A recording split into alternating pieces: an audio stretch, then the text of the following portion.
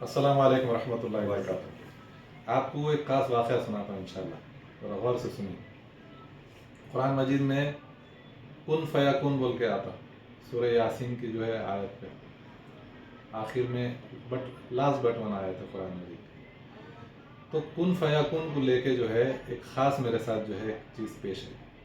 ایک مریض کی تیمارداری کے لیے ہم گئے، آئی سی یو میں ایڈمٹ تھے، اور ویسے تو ان کا سانس کا مسئلہ تھا، اور سانس کے جو ہے وجہ سے کئی ٹائم تک جو ہے انہوں آئی سی یو میں بھی تھے، اور ان کو جو ہے وینٹیلیٹر وغیرہ بھی لگ گیا تھا، اینٹی بایوٹک وہ بھی چلے۔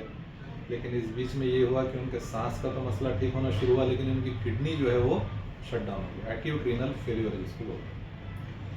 اب وہ کافی دن تک رہے، اس پہ ڈائلائسس بھی ہوا، 3-4 سائیکل ڈائلائسس کی بھی ہوئے ان کے۔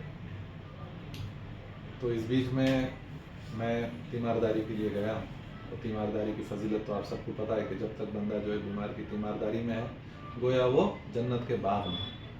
اب ہم وہاں گئے، اور جانے کے بعد جو ہے جب میں نے رپورٹس وغیرہ دیکھی، اب وہ پیشنٹ جو ہے وہ بالکل بیڈ ریڈن ہے، کڈنی فیل ہو چکی ہے، 3 سائیکل ڈائلائسس کے پہلے ہو گئے تھے، سانس کا مسئلہ تھا کر کے یہاں جس کو ٹریکیوسٹومی بول کے سوراخ کر دیا جاتا تو وہ کر دیا گیا تھا، تو اس کی وجہ سے بات بھی نہیں کر سکتے تھے۔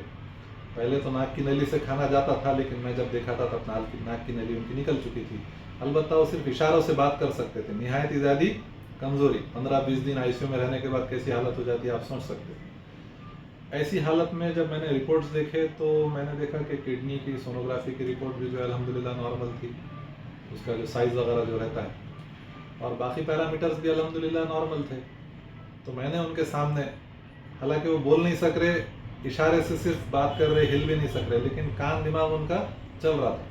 تب وہاں پہ جانے کے بعد میں نے ان کو یہ بولا کہ میرے بھائی، یہ تمہاری جو کڈنی ہے یہ صرف اللہ کے کن کی منتظر ہے، اللہ کن فیکن وہ چالو ہو جاتی۔ میں بولا انشاءاللہ تم یہ دیکھو۔ یہ بول کے میں باہر آ گیا، ان کے رشتہ داروں سے بھی یہی بات ہوئی، اور بات ہونے کے بعد ہم پھر واپس آ گئے۔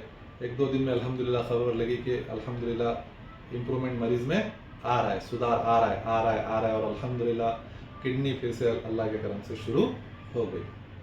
اب واپس ان کو گھر لے کر آئے، اور گھر پہ جانے کے بعد جب واپس میں ان سے ملا ہوں، تو ملنے کے بعد انہوں نے مجھے یہ کہا کہ ڈاکٹر صاحب تم نے جو بولے تھے کن فیکن، کہ تمہاری کڈنی صرف اللہ کی کن کی محتاج ہے، اللہ کا کن آ جائے گا تو وہ شروع ہو جائیں گی۔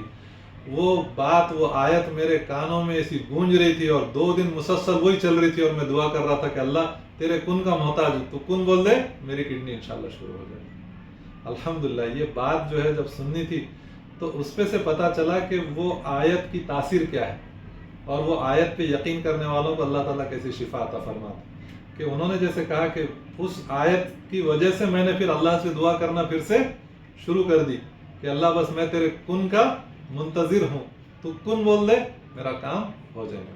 تو الحمدللہ لہو کن فیکن سے الحمدللہ مریض کی کڈنی جو فیل ہو چکی تھی وہ پھر سے سٹارٹ ہو گئی، اور الحمدللہ مریض شفا یاب ہے، بغیر ڈائلائسس کے، بغیر وینٹیلیٹر کے۔ وہ سوراخ بھی الحمدللہ بند ہو گیا، اور ان سے ملاقات کرنے کے بعد وہ الحمدللہ بات بھی کر رہے ہیں۔ تو انہوں نے خود مجھے واقعہ جو ہے سنایا ہے۔